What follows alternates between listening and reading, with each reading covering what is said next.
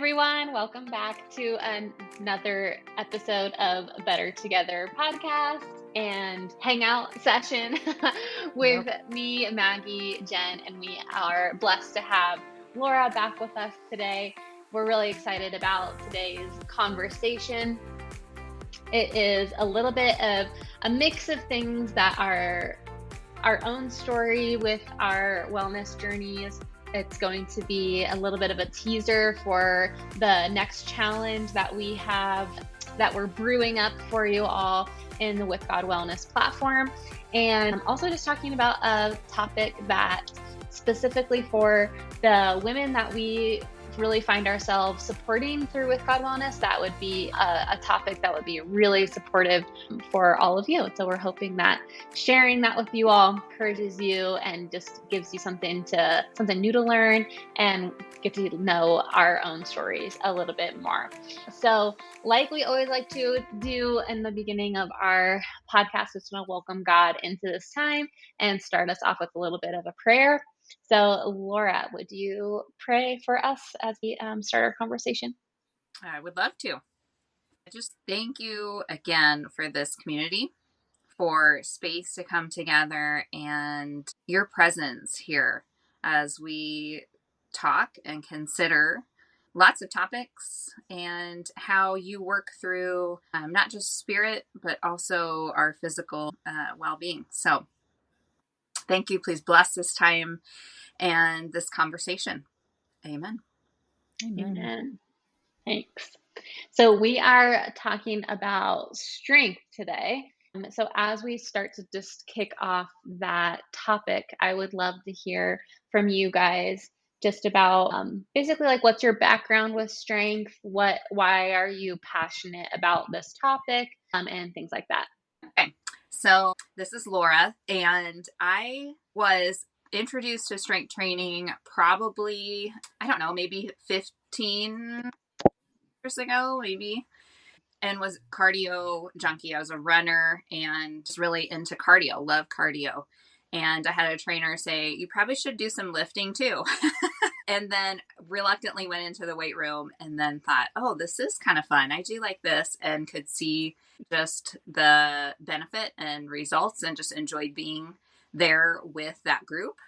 So that's kind of where my introduction to strength training started in my personal wellness journey. And then eventually I became a trainer, and it's really, for me, evolved over time. I think at one point it was just the weights and the physical piece of it, and then has evolved over just seasons of life. Yeah. That's awesome. Love it. And when you say that you were reluctant in the beginning, like to go into the weight room or whatever, could you share about why that was? Like, did you have specific, like, what were you specifically reluctant about, if you remember? Yeah, good question. I think part of it was probably just not familiar with the actual weight room. I mean, I'd done some like dumbbell training and circuit classes and things like that, typically weights. So getting to know the weight felt a little unfamiliar. And I think I probably also had some of those notions of I don't want to be like a big beefy muscular, that kind of thing. Because Totally. that was my perception. And I also just really loved the physical reward of cardio. And so I think I was just stuck in that space.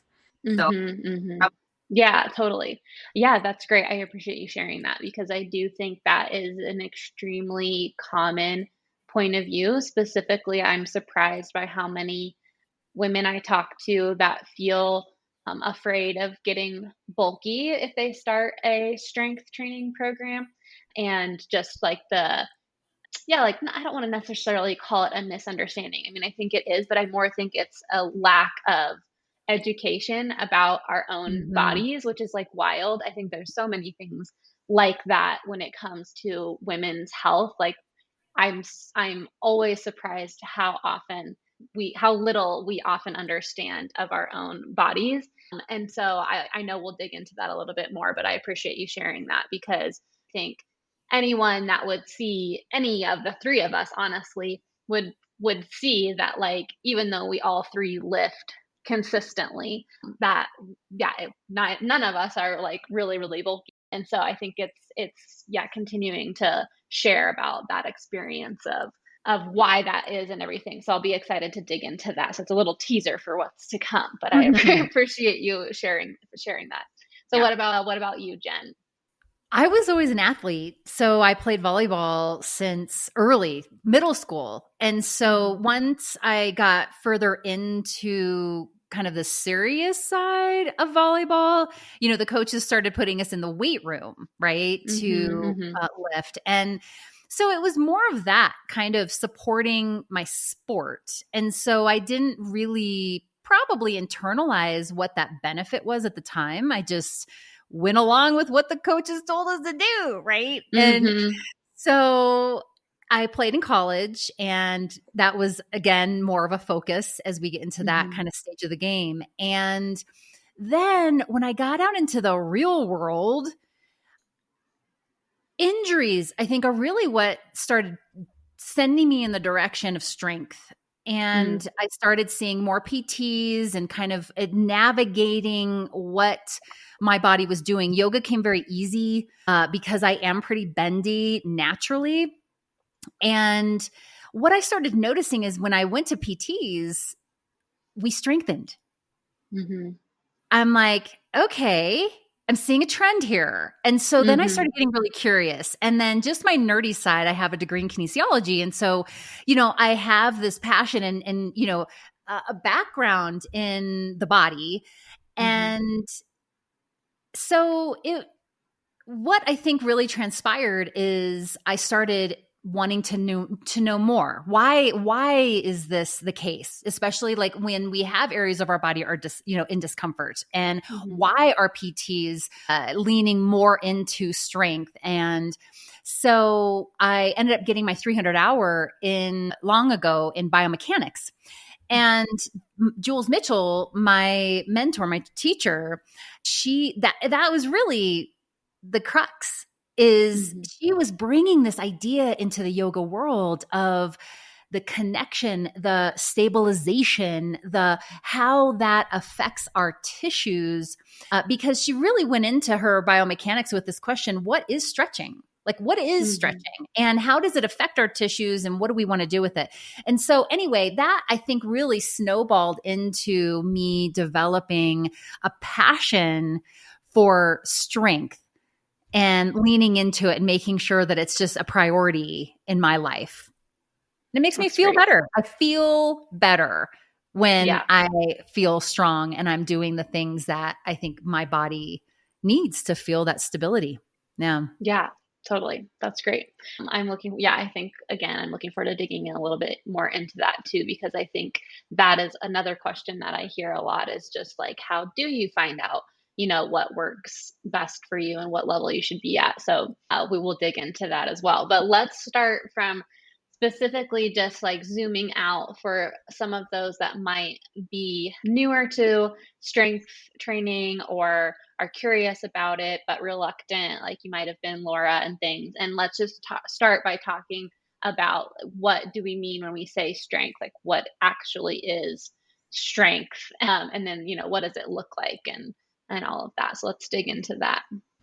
Yeah, so Jen and I have been kind of talking back and forth about this, and it's interesting to consider what is strength and think about just what does that mean for me. So I did a little searching, and one definition that came up from the NASM defines strength as the ability of the neuromuscular system to produce internal tension in the muscles and connective tissues that pull on the bones to overcome an external force or external load. So that's kind of the technical definition of strength. And I think it's that we're taking weights and we're putting load on our muscles and connective tissues, and then we're working against that to build stronger muscles and tissues, bones.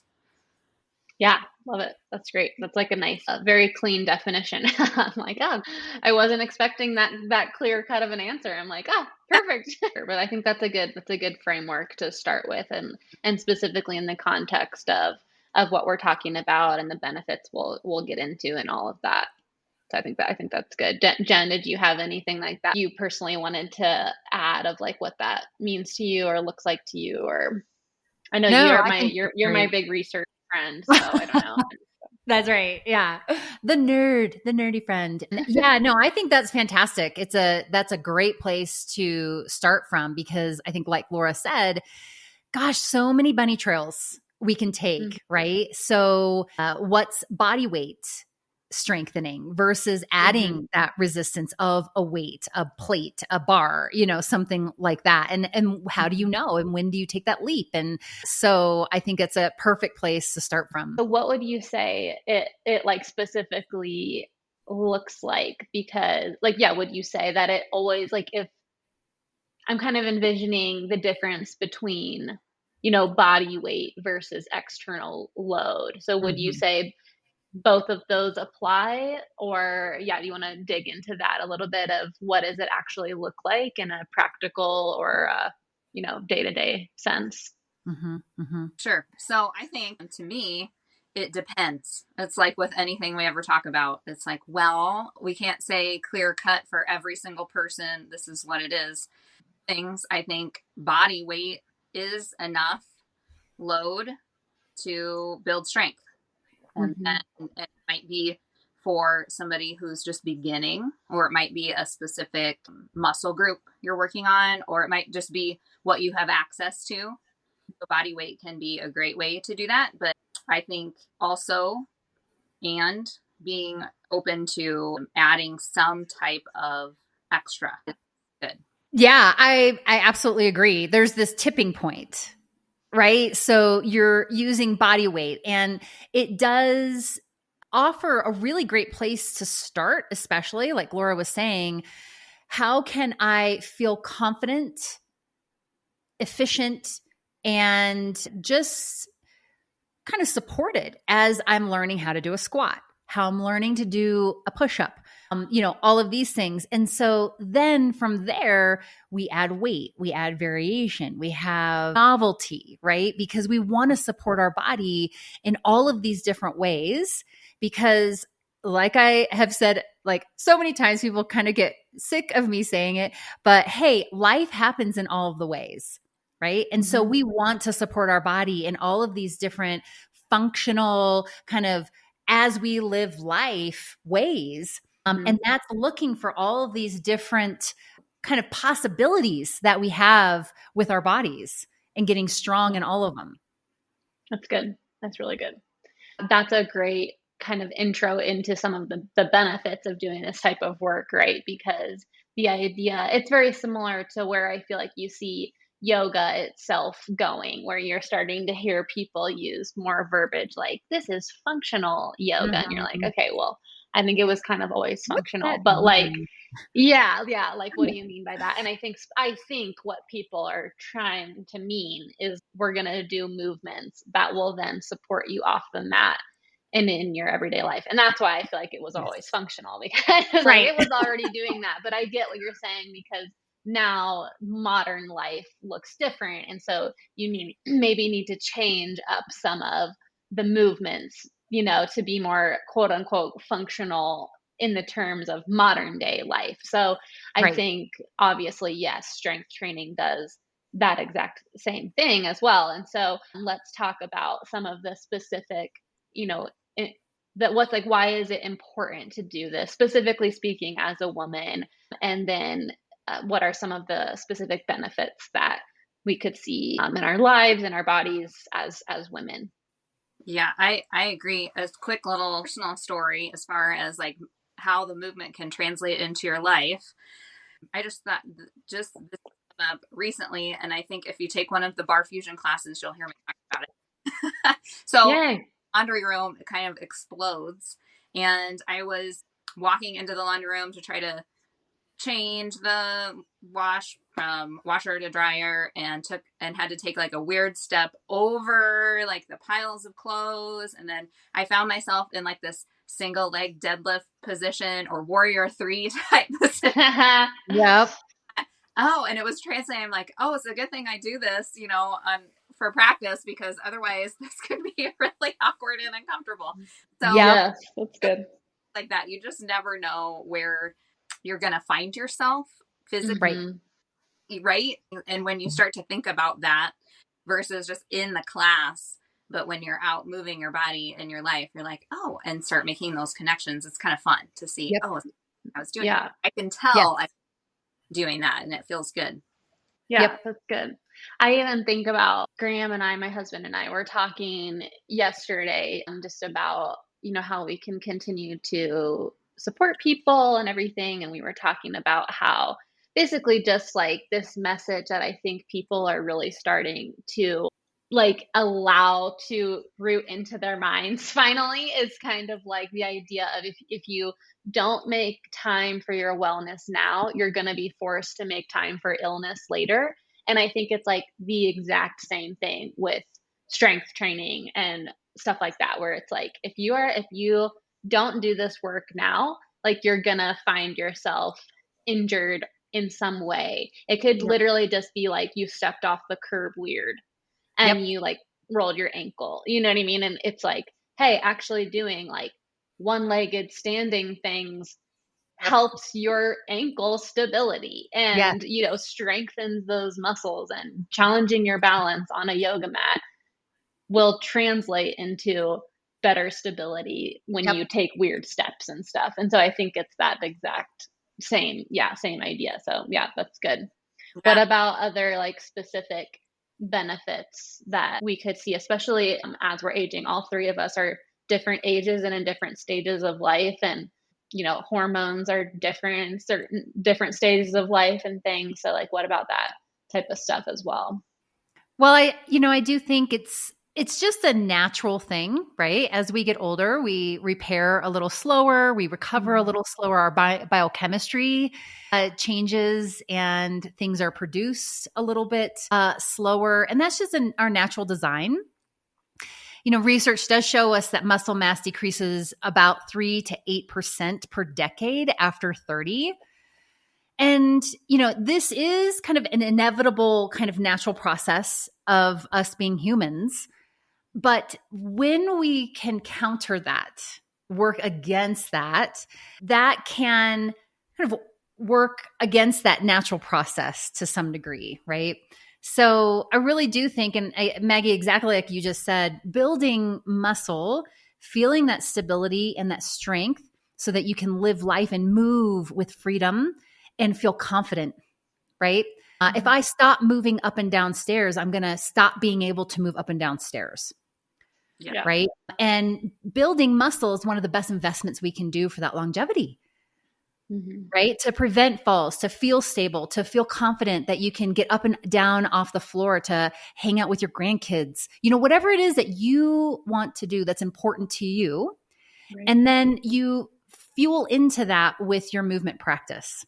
That was exactly what I was thinking too, is one of the major benefits is that more confidence living out your life, being able to do the things that you really want to do. And I think thinking of that, often what I hear from women who are maybe like 55 plus, I would say, there's this mentality of, well, I am losing muscle and I'm past the point of being able to build my body won't do that anymore.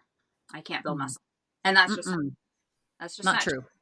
Encourage people who might be listening who are maybe thinking in that same, it's too late and past, it's just not. You can, and find a professional would be a suggestion to help you get started, and know that your body will be happy. It will thank you. Yeah, for sure. For sure. No, that's so good. I think it's definitely a message of hope, like we always want to provide here. I'm always like, no, it is like literally never too late. Like there's always even little things that you can do, no matter what stage you're in, that will at least to support your body. And Jen, you always do an amazing job and teach a specific course on like the resiliency of the body and everything. And so I think that shift of narrative in the way we speak to ourselves and regard our bodies is a super important aspect of the strength conversation, because I think, yeah, I mean, if you're saying that message to yourself instead of just like, no, I am strong, my body is resilient, like that Yep. actually makes a big difference. It seems silly and it seems like it wouldn't, but it really is a big Very much aspect so. of, Mhm. yeah, that taking those first steps, like you said, Laura, towards when you're a beginner and it's new, and changing that narrative and just being brave and saying like, okay, Yep. maybe I just need somebody to like support me for the first like Yep. 3, 4, 5 times, and then it's like, Mm. oh wait, no, I feel You got this. confident, and yeah, Yep. exactly, that's good. Well, one other thing I just wanted to mention really quick too, and we'll dive more into this into the challenge with some more detail Hmm. and research. But one thing that I think is really important in this idea of getting older and supporting ourselves in all of the ways is our bones. Hmm. And research has gotten very strong and on the point of resistance training with the strength of our bone density, and not only preventing falls, which is great, like that's plan A. Let's just not fall. But if Hmm. we do, we're also supporting that longevity and functionality of our freedom of movement, and supporting the strength of our bones, so that when we Hmm. do, it's less likely that they break. And that's Hmm. important as we age for sure. Yeah, that's good. How about So the good. process too? Let's say you do have a fall or something. I mean, life just happens, Mm-hmm. right? What does recovery look like when you have already established some type of regular movement, Mm-hmm. whether it's yoga or strength training or whatever, some type of movement practice? Yep. Hmm. Yeah, yeah, that's great. And I know that we'll also get into this in the challenge too, but one of my messages that I think people get sick of me saying is, I always say like yoga is the perfect complement to any other move, like Mm-hmm. modality that you're doing. Do I think it can stand alone and be great? Yeah, I do. But I think if you are doing it alone, it needs to be a nice mix of strength based yoga with like stretchy mobility based yoga. Yep. Like Mm-hmm. try to do the push-ups, make your crescent lunges into like dynamic lunges and things, so Mm-hmm. that you're getting the body weight strengthening aspect. But specifically what I love to, yeah, kind of preach to people is like how these two things are like the complement to one another, because you see people that just lift and they just move in these very singular planes of movement, and how yoga helps bring in that ability aspect, moving in all different planes and kind of balancing the strength with the flexibility and the mobility. And so I think that's an awesome benefit as well. If you are listening and you are a very avid yoga practitioner and you are looking to kind of take that next step, I think they're kind of meant to be together. They're the perfect Agreed. combo. Yep. For me, what yoga and mindfulness practices have done to enhance the other Hmm. is increased my awareness, that inner knowing that Jen loves to remind us of, so that Hmm. as we're being really intentional or doing any type of movement, we're being really mindful and aware and listening to our bodies so we can get the most out of it. For sure. That's good.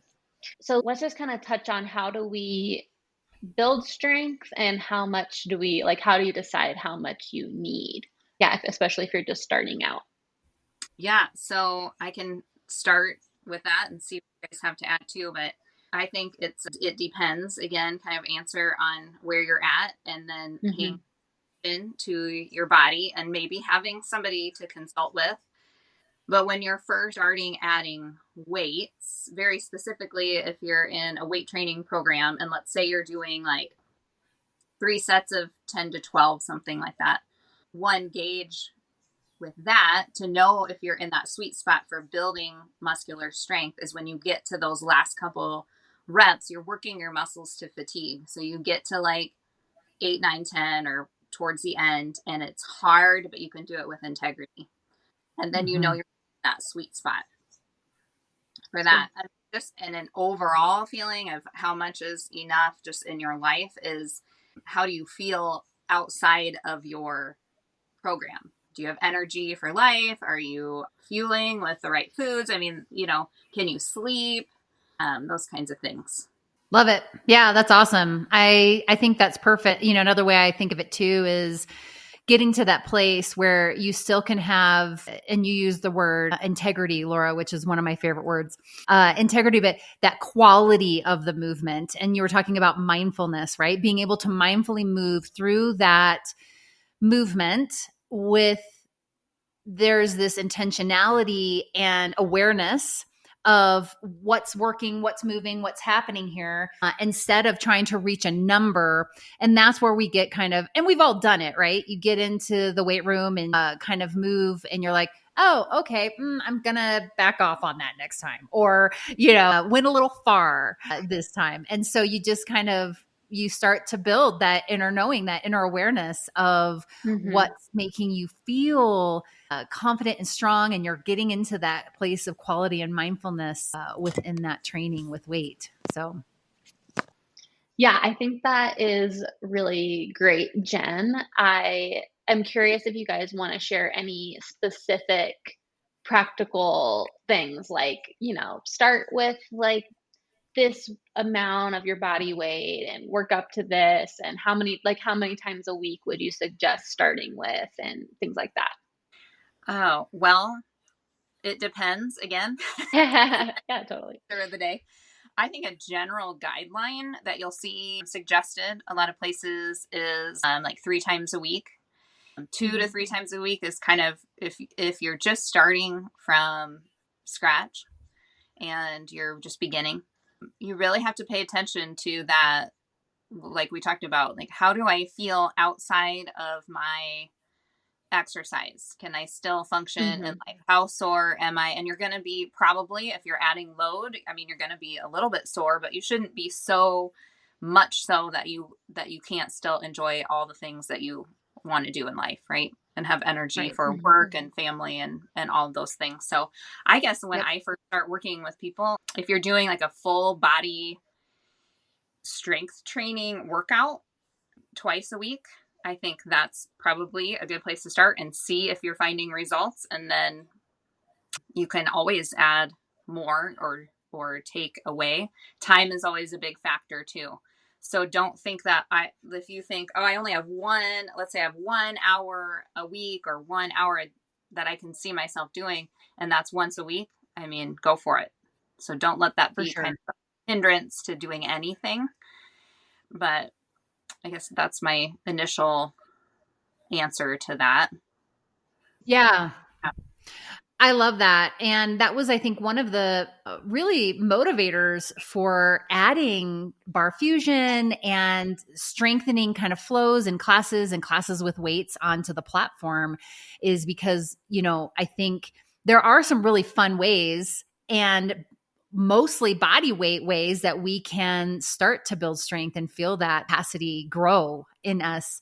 And I think that's a perfect place to start, because it does give you that idea of how does this feel in my body? How does this complement what I'm already doing, or what the things that I want to do in my life? I want to go bike riding. I want to, whatever that is. And for myself, I have found that works really well for me is higher weight and less time, because I don't have an hour at a time, and I honestly don't want to spend the hour. So I think that's probably a little bit part of it, like at one time.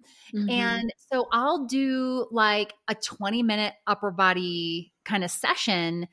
And now that I've been doing it for so long, I feel really equipped to be able to get a super effective workout for my muscles that I'm building and continuing to, or at least maintain, but continuing to build that capacity within my tissues with just 20 minutes a couple of times a week. So I like that too. And I'm obviously doing other things, Maggie, exactly like you were talking about. My yoga practice, my mindful movement practice is very strong and incorporates mobility and all of these things. So I think that also is part of that. I'm not just not doing anything the rest of the week either. So it's finding that kind of nice balance for you and what you enjoy, right? What you're going to continue to do and stick with, I think is really important, because some people may love it and an hour session with their personal trainer is like the ticket for them. Yeah, for sure.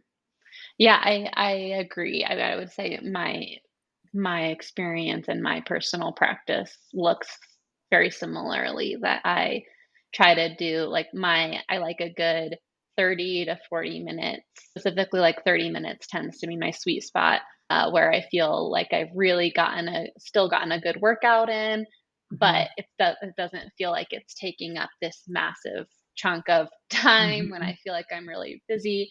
And there's so many dynamic movements that you can do with strength training that works so many things, like just even like a squat press or something, like squat with like a shoulder press or something. You're like, gosh, you're just working so much. All of it. With compound simple, movements. the compound movements. Thanks. Yeah. That is where you can really be like, doesn't really take too long. Like, 20, 30 minutes, you can really get like a good session in that carries over. And I think it leaves me not as sore as well. Right. Where it's that nice sweet spot for me personally, where I can balance like challenging myself and like toning my muscles, but still getting like a little, like where I'll wake up and be like, oh yeah, like those shoulder presses got me yesterday, but not like I can't lift my toothbrush to my mouth, because I've been in those scenarios before too, where I'm like, I have just get the toothbrush there. So not getting there either. Or like being able to sit down to the toilet, like suddenly far away because my legs are so sore. Agreed. Oh, that's great. Okay, so for today, let's just end. We're gonna do a part 2 of this where we dig into kind of another side of strength. But let's just end by kind of talking about how does being strong, like physically, in your physical body, overflow into feeling and being strong emotionally and spiritually. That could be honestly a whole other conversation, but let's just end with some general thoughts on that.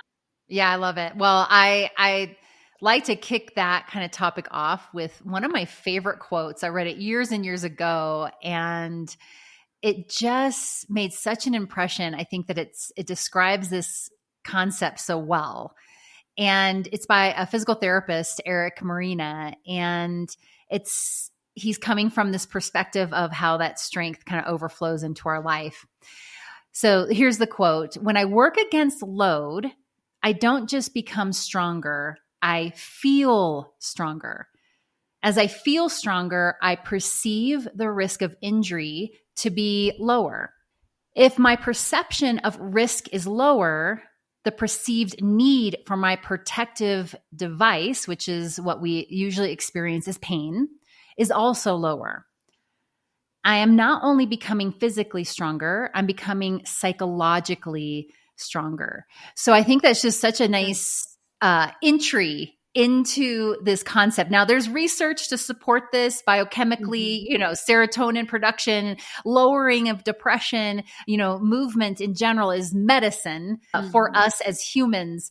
But this idea of building this capacity within us, almost like, I love Laura's story where she had to make this funky move, but she had this feeling of the capacity to do that. And that really translates, I think, into our emotional and our psychological and then our spiritual world as well, right? Because we are this whole body, whole being. Everything is interconnected, no separating it at all. So I was just thinking, I always think of that Psalm 139, how we were fearfully and wonderfully made. I mean, whenever we make these connections of this is what physically happens in your body, and we can directly correlate that to spiritual, we were made for that. And I love that. Amen, for sure. Amen. I was thinking too of just the nervous system reaction, like from what you were just saying, like how intricately woven like the nervous system response is into what you just described, or that quote you just read of like, the more we can support our nervous system to not respond in a stress response, Yep. the more mentally and emotionally resilient we become. And I Yes. think obviously then spiritually as well, right? And I think, yeah, that's, I was just like, that's so intricately woven together, the relationship between those things, and that triggering of that protective response, of just like, Yes. oh, am I gonna be safe? Am I gonna hurt myself? Yep. And all of those things. And if Yep. you can quiet that through a mental capacity for resiliency and strength and all of that, then you're going to, lessen those responses, which is going to lead to less stress, lead to less anxiety, Right. all of those things that happen when we are just constantly like triggering our Yep. sympathetic nervous system. So Yep. Well that's, said. that's great. That's great. Mhm. Awesome. Well, I'm really excited to dive back into this. We're going to get a little bit deeper into that side of things in our next conversation. We hope that you guys are pumped for this upcoming challenge and excited to, dig into what it means to build strength and have a support system, like Laura said a few times, like having support in that where you can ask questions and kind of fine tune form, and want to support you all in that and in your unique journey. And we'll talk about how food and your diet can support all of Mhm. that as well, and supplements and things like that that will support muscular recovery and just resiliency and all of that. So very excited and look forward to sharing that with you guys soon. And thank you guys so much for joining us.